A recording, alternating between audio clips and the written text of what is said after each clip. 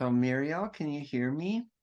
I can hear you, and I'm sorry I'm Great. slightly late joining. I uh Muriel, it's okay. I think it was my fault because I thought you were only, I thought you were 6 hours away because I was thinking of German time. So I'm that's the one who okay. has to apologize, So Muriel, I'm not really sorry. you. I've just sort of slightly scrambled to get here. So I'm terribly glad sorry you to were the able audience. to make it.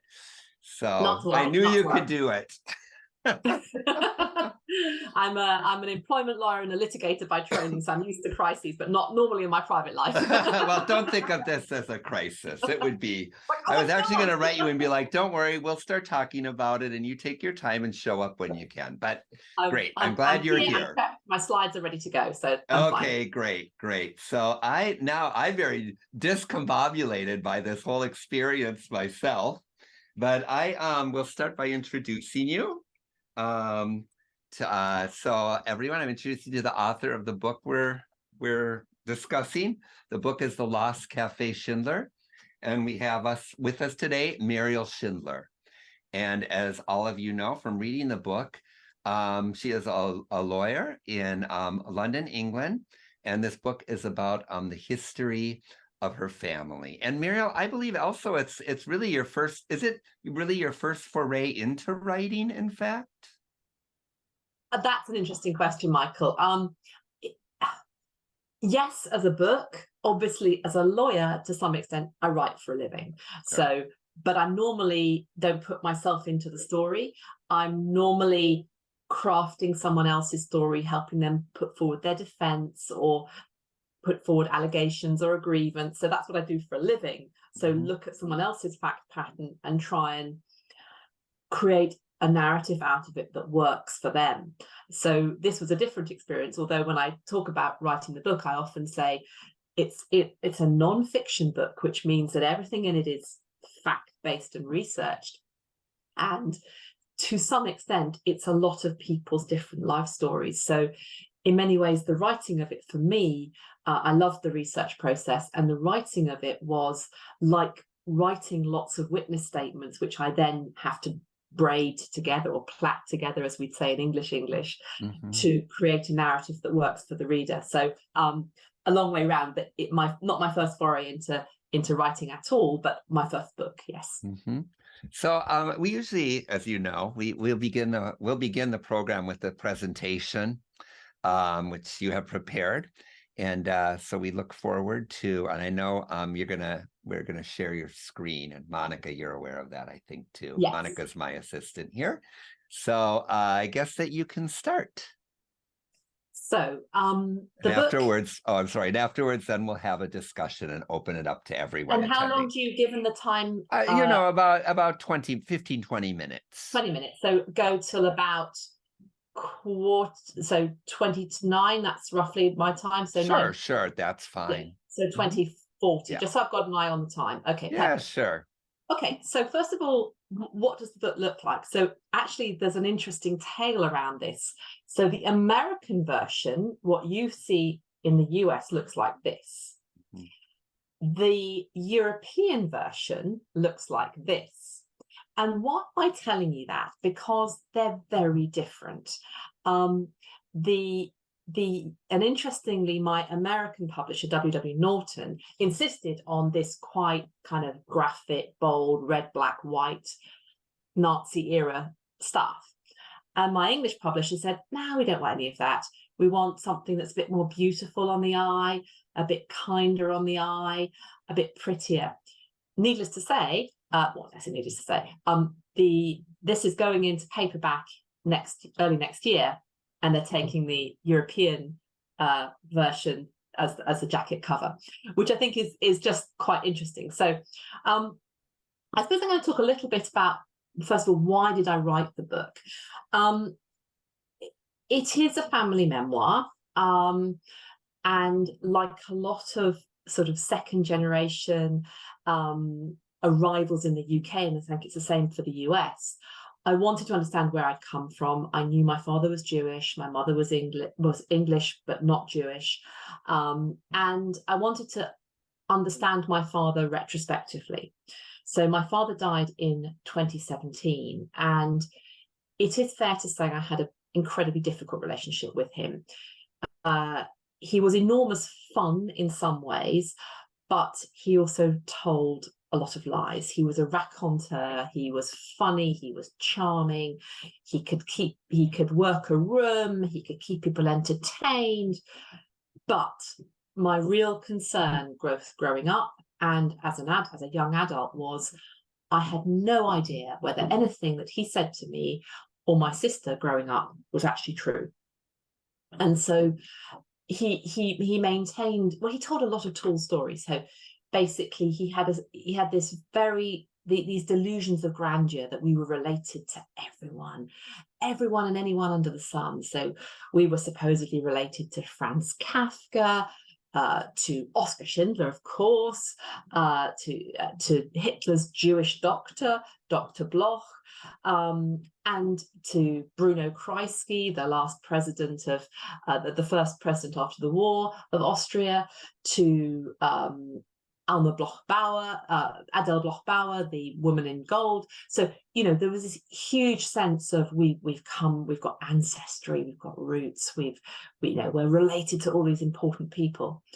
And yet, whenever I asked how, he could never identify how. It was, it's many moons ago, and so there was always this sense with him, and I grew up to be a lawyer because I like nailing facts. And I could never nail any facts with him. It was just impossible to do that. And he was also, so not only was I trying to sort of sort fact from fiction, when I started on that research process, it was a very interesting process. My father had feuded with everyone and anyone related to us. So we grew up in a very isolated environment. There were no visits from relatives. He was an only child. It was a difficult environment.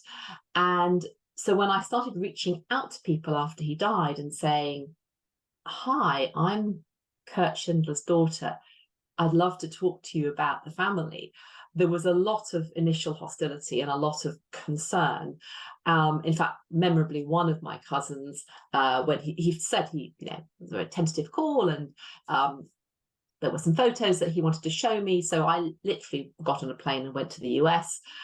And his first words to me were, yeah, I remember your dad. He was a crook and a shyster. So that was the level of hostility I was dealing with. And I was trying to essentially repair fences and get people comfortable with talking to me so I could find out what had actually happened. So I normally start talking about the book in terms of my childhood, because it was a very turbulent childhood. In many ways, we were very, very privileged. We rode around in expensive BMWs. We lived in luxury houses. We stayed in expensive hotels. I went to some of the best private schools in the country, both here and in Austria. And yet it was all built on sand. So every so often, it was every 3, 4, 5 years, there would be a crisis. The company he was running would go bankrupt, and we would have bailiffs at the door and we'd be evicted. So we had this real sort of roller coaster ride as a childhood. And, there were really odd things that went on. My father would maintain that the house was bugged. So if you asked a question, you'd go, "God, oh, yeah, they're listening." So we're very, very peculiar child from that point of view. And after he died,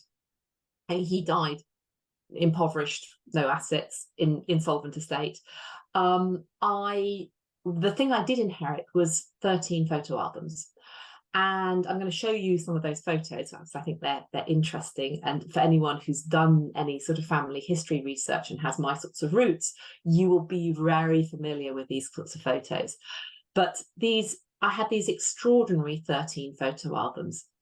And some of these albums went right back to pre-First World War Austria, and my grandfather was quite a good photographer, and with those early appliances, took some really beautiful photos. And like a lot of family photo albums of that era, no one bothered to write underneath who the people in the photos were.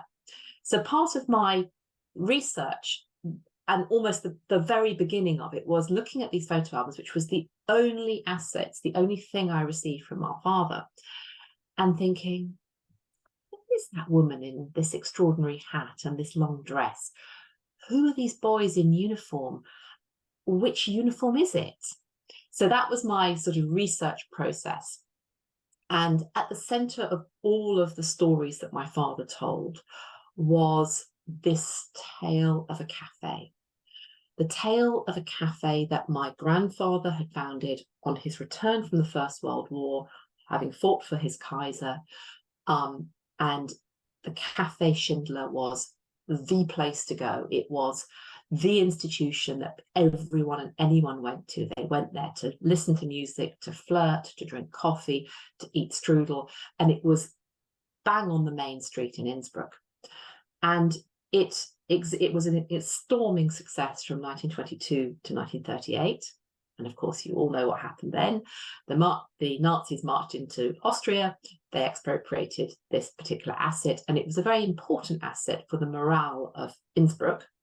And they gave it to a leading Nazi who carried on running it as another cafe. And then it became essentially a Nazi officers' drinking club. And roll on 7 years, the Nazis lose the war, they scarper. And my grandfather, who's survived in England, manages to come back to Austria and reclaim the cafe, and he opens it. And this cafe, again, is a storming success, but sadly he dies in the early 50s. My father then inherits it with his cousin, and he then is a terrible businessman, runs up lots of debts, and eventually loses the cafe. Very much the story of his life. So from about the sort of mid to late 70s, the cafe doesn't exist anymore in Innsbruck. But it's such an extraordinary, magical institution that it lives on in people's hearts. And they love the cafe. So when in about 11 years ago now, a young restaurateur comes to Innsbruck and says, I want to open a restaurant in the exact same building that cafe had existed in, everyone, from the licensing office to his lawyer to his brother-in-law, say, it's got to be called Café Schindler. And he's never heard of us at all. He's not from Innsbruck. And so he does some research and he goes to the local archives, and the pictures he pulls up, including the one I'm about to show you, tells him that he's sitting on a gold mine. If he opens that cafe in that building and links it to Schindler, it'll be a success. And that's exactly what he did. And 11 years on, we have no shares in this business, but I love promoting it because it's got my name on the door. And he is running an incredibly successful 1930s styled business there. And it's a lovely story because it's 101 years old this year, the cafe. And what he's done is it's essentially the only previously Jewish-owned business that's still going in Innsbruck. So that tells you quite a lot about how rare the Jews were in that part of the world. So there were lots of Jews in Vienna. They were 10% of the population. In Innsbruck, there were actually very, very few Jews. There were less than 500 at the beginning of the war. So I'm now going to take you, that tells you a little bit about why the cafe, it's named after the cafe, the book, but it's really a tale about my family. But the cafe is essentially a central character in the book. So I'm going to share my screen. So share screen. So you should be able to see that. Is that coming through loud and clear? Not yet. Let me just make sure that there we go. Now it's working. Yeah. Yep. So that's the cafe. That's basically 1930s Innsbruck. And you can see the sheer beauty of the place, even on an old black and white photo. So this is the main street in Innsbruck, the Marie-Theresienstrasse.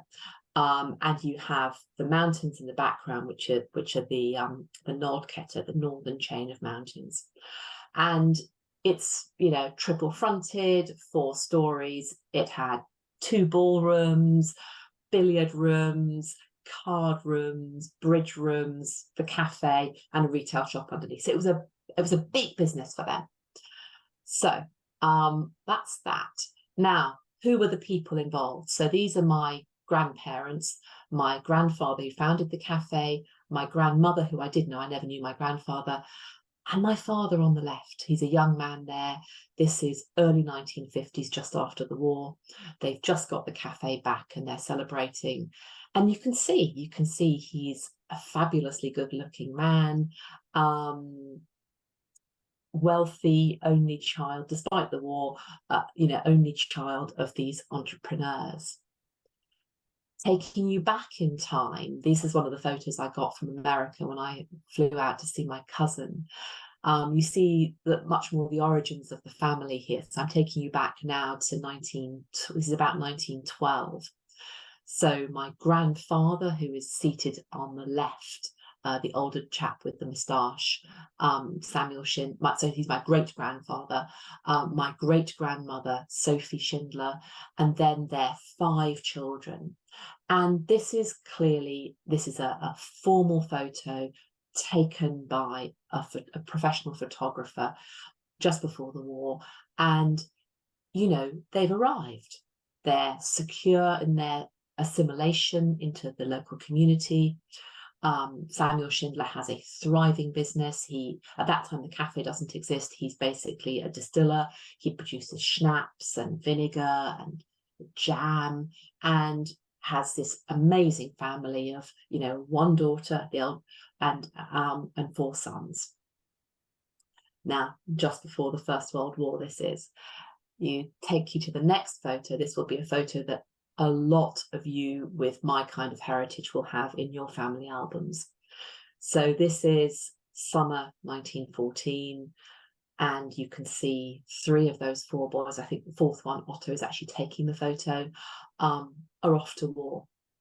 And this photo is super interesting because if you compare, particularly my great-grandmother Sophie, who's sitting down in the formal portrait, she's well decked out, she's looking gorgeous.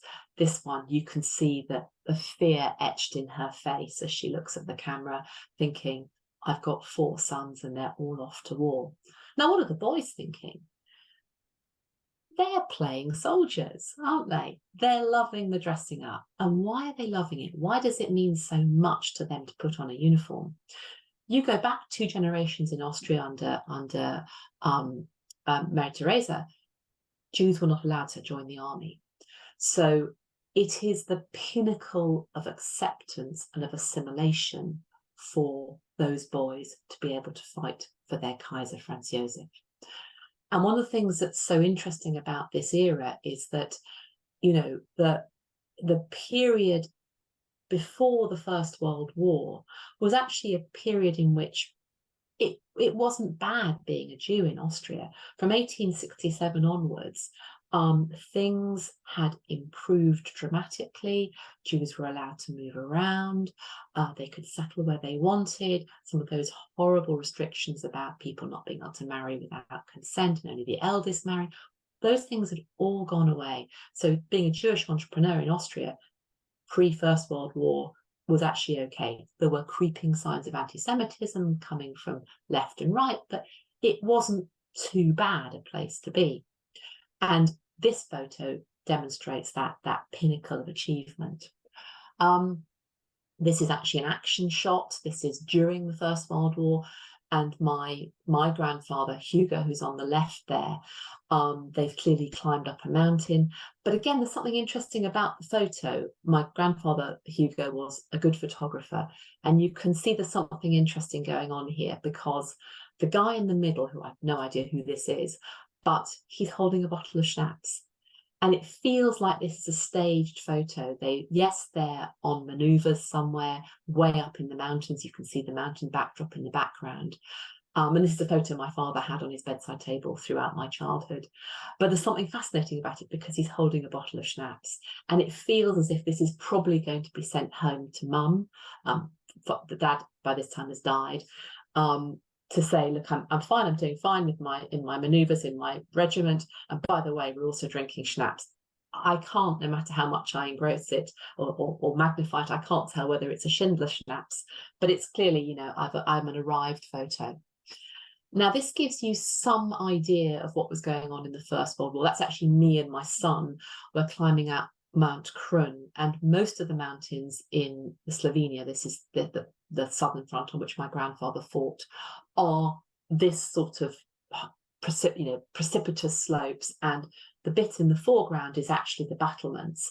And what you can see there is how extraordinarily difficult it must have been to be fighting on the southern front in the First World War in those particular regiments. So this, my grandfather, I don't know exactly where he fought, but this is an example of the sort of mountain he would have fought on, and these are First World War things. So my grandfather Hugo, the one who comes back and founds the cafe, that's him. He's been decorated. Again, that sense of I've arrived and I know I'm good looking and I've got my life ahead of me. I've survived the war so far. I'm a Kaiserschütze. You can see that from his from the Edelweiss on his collar, and I'm comfortable in my own skin. So, as I said, he comes back from the First World War and he founds the cafe. This is the earliest photo I have of the cafe. You can see it just behind the Anna Säule on the main street in Innsbruck. And this is, and you can see it's the earlier photo because obviously you've got the coach and horses in the foreground and one isolated car in the background. So cars are, this is late 20s rather than the 30s photo I first showed you. And my grandfather loves his cafe. So this is one of the first places you hear jazz in Western Austria. And he's ditched everything that's empire. So we're after the First World War, Franz Josef has gone, we're into, republic, etc. in Austria politically. And he's looking ahead.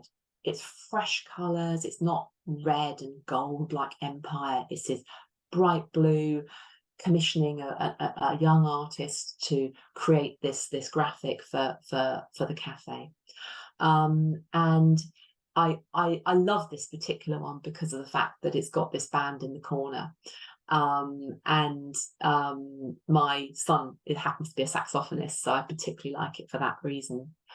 But of course, things don't stay happy for a long time. As we move towards 1938, this is not 1938 yet, the rumblings after the First World War politically are, we have been left with this rump state. We have been left in a country which cannot fend for itself. We have to join up with Germany, something that was actually forbidden in the Treaty of Versailles. We have to join up with Germany because we cannot survive as a small rump state.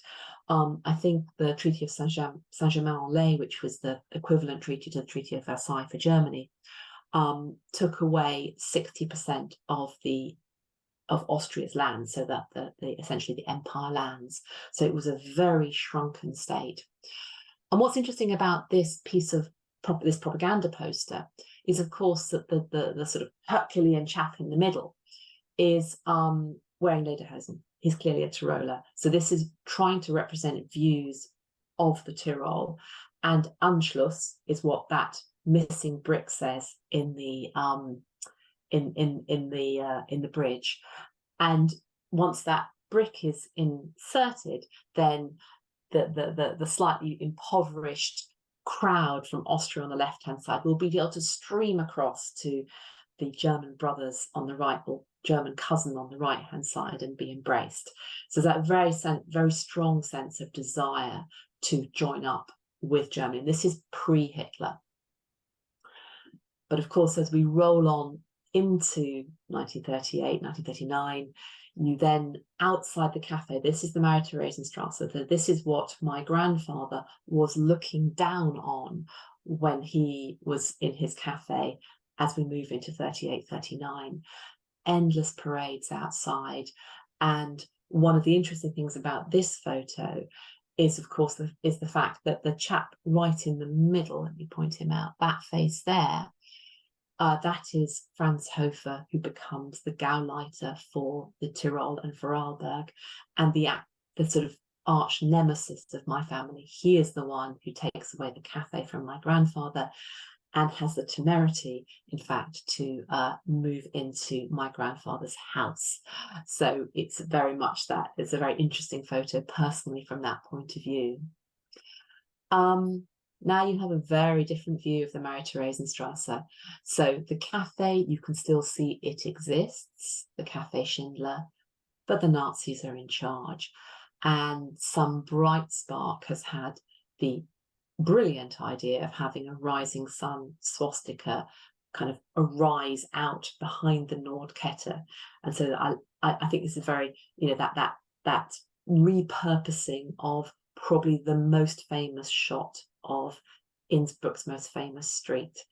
And that's how it gets repurposed in that era. So this is March 38. This is the Nazis arriving in Innsbruck. This is not actually Hitler, but just a senior official. And you can see the jubilation with which the population greeted him. Now, again, this is the same shot of the Marie-Theresienstrasse. The cafe is just off to the right. He is obviously not in any way greeting a Jewish cafe. He's in fact greeting this cafe here, which was basically a meeting point for Nazis when they were still illegal at that point. Then this is a picture by a very well-known photographer called Richard Müller, whose granddaughter I'm now very good friends with. And he was primarily, before the war, a mountain photographer, did some spectacular shots of mountains. But what he's taking a picture there of is essentially Nazi propaganda, again, on the Nordkette, the mountain chain at the edge of Innsbruck. And these are essentially 10-foot high words in the snow and a nice swastika graffiti, emblazoned on the mountain so it could be seen from the streets of Innsbruck. The cafe is still the Café Schindler. It's not yet been expropriated, but you can see the direction in which it's traveling. This is April 38. Hugo, my grandfather's beautiful cafe, the apple of his eye, is now covered in graffiti. And it has a very local flavour to it, the graffiti. The stuff that you'll be very familiar with is Yud, Yud, Yud all over it. Jew, Jew, Jew, of course. The top, on the top right-hand side, bottom pane, it says Gute Reise nach Palästina. So have a happy journey to Palestine. But the one that really interests me is this one up here. Manda jetzt ist Zeit. Now that is Tiroler dialect for men, it's time. And anyone who grows up in Innsbruck knows that particular phrase. Why? Because it was the phrase used by a chap called Andreas Hofer, who was a local hero who fought against Napoleon. And it was his troop. He had, funnily enough, a cafe, an inn down in the South Tyrol, called the something or other, Santin. Anyway, his rallying cry for mustering troops against Napoleon, and he won a couple of battles against Napoleon, but was eventually handed over and shot. But his rallying cry was, "Men, it's time." So when you repurpose something that is so visceral for the local population, this is essentially telling the local population on my grandfather's cafe to rise up against the Jews. It has a very, very deep and local connection. Here is Hitler visiting Innsbruck, and that is Hofer, who, as I said, was the Gauleiter for Tyrol and Vorarlberg. They're clearly sharing a joke there. Hitler visited 2 or 3 times, mostly on his way to the Brenner Pass to hang out with Mussolini and talk to Mussolini. But Hitler quite liked Innsbruck. I was talking to you a little bit about the fact that the cafe was repurposed. Now, our branding on the left-hand side, the Café Schindler branding, was good. Nice imperial eagle, red, yellow, red tram lines, nice clear branding. You can't beat good branding. So when Hebel took over the cafe, who was the Nazi who took over the cafe, he didn't change the branding. He just changed the name on the cup. And I think that's really quite funny because when I was a child, we grew up with this crockery.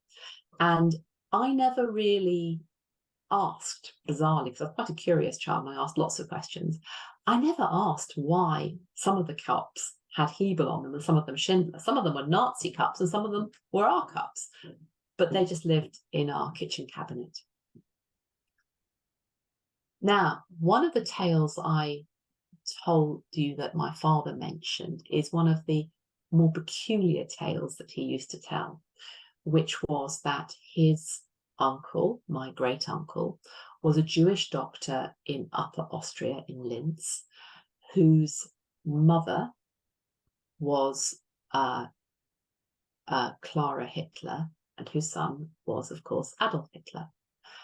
And one of the things that my father used to, one of the anecdotes he told with enormous pride, was the fact that my uncle treated Hitler and his mum. And I as a child, never really quite believed this story.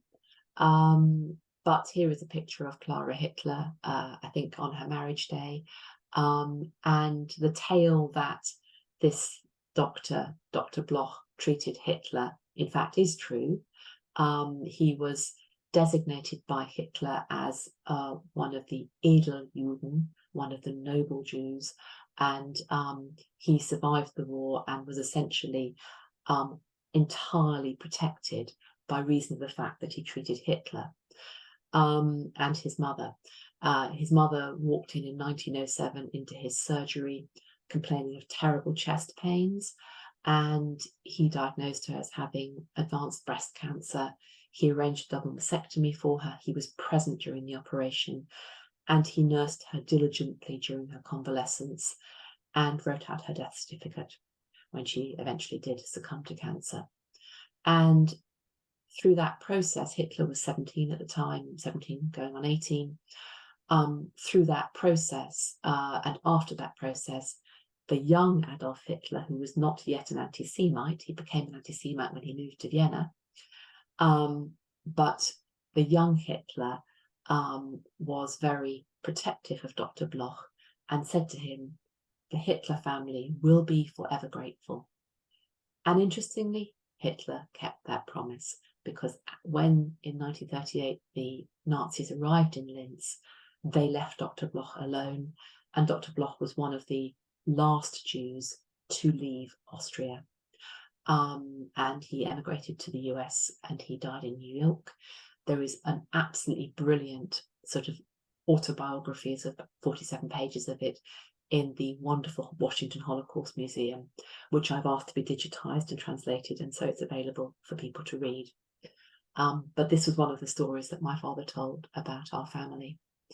Now, going back to my family, so this is Martha. You saw her as the eldest child in that family portrait of 1912.